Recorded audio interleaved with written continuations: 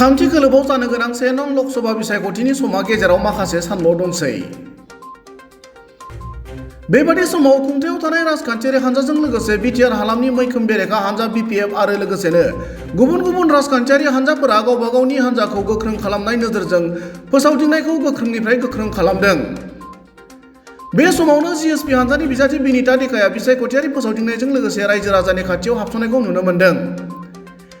मख'जाथाव बाथ्रादि नब कुमार सरनियानि दैदेननाय जिएसपि हानजाया 1 नं क'क्राझार लकसभा बियाब सिंनि सिथिलानि बिन्नासारा, बासबारि, कसुकाटा, मिलन बाजार, फकिराग्रामनि कदातल धवा, भटागाव, बरुवापारा, तुलसिबिलनि पानबारि बायदि जायगाफोराव रायजोफोरजों सावरायलायनानै फैगौ बिसायख'थियाव टर्च लाइटनि सावगारियाव भट होनो खावलायो। गुबुन फारसेथिं बिसायख'थियारि फोसावदिंनायजों लोगोसे रायजो राजाफोरजों सावरायलायनाय हाबाफारियाव बाहागो लानानै 1 नं क'क्राझार लकसभा बियाबनि जिएसपि हानजानि बिजाथि बिनिता दिखाया खौरां बिजोङाव ओरैबादि बुङो। মই খুবেই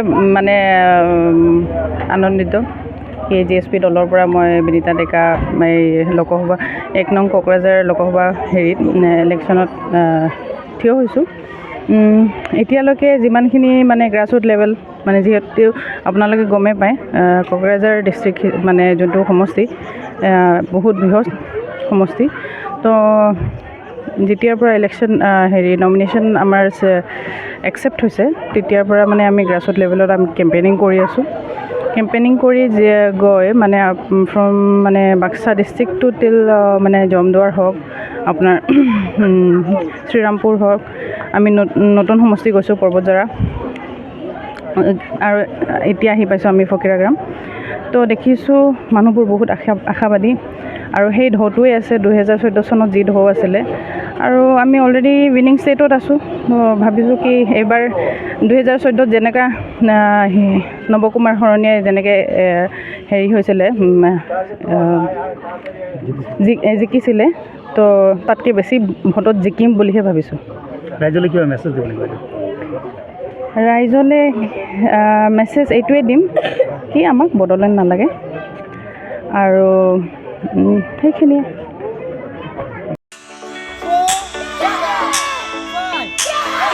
नोंथांमोनहा गावबा गावनि गथ'खौ काराटेनि सासे राफोद गेलेगिरि खालामनो गोसो दं नामा? हादरसायारि, हादरारि, हादर गेजेरारि थाखोसिम गेलेग्रा खालामनो गोसो दंब्ला नोंथाङा गोबाव दा खालामसै। सासे राफोद रोंखा-राखा काराटे गेलेगिरि खालामनो थाखाय नोंथाङा जानजि खाफ्रादो आरो मुं थिसनहैदो गलामगुरि काराटे एकाडेमियाव। रोखा खौरांनि थाखाय 8720903713 मबाइल नाम्बाराव कन्टेक्ट खालामनो हागोन। बेबायदिनो बड' हाउस काराटे एकाडेमिनि थाखाय 6900451157, बेंटल काराटे एकाडेमिनि थाखाय 9678041226, बेरहांगाव काराटे एकाडेमिनि थाखाय 6901341656, आरो धालिगाव काराटे एकाडेमियाव मुं थिसननायनि थाखाय 8720903713 मबाइल नाम्बाराव खौरां लानो हागोन। मख'जाथावदि बे सोलोंसालिनिफ्राय सिगांनिफ्रायनो हादरसायारि, हादरारि, हादर गेजेरारि थाखोनि बादायलायनायाव गोबां फरायसाफोरा बान्था मोननो हाबोदों।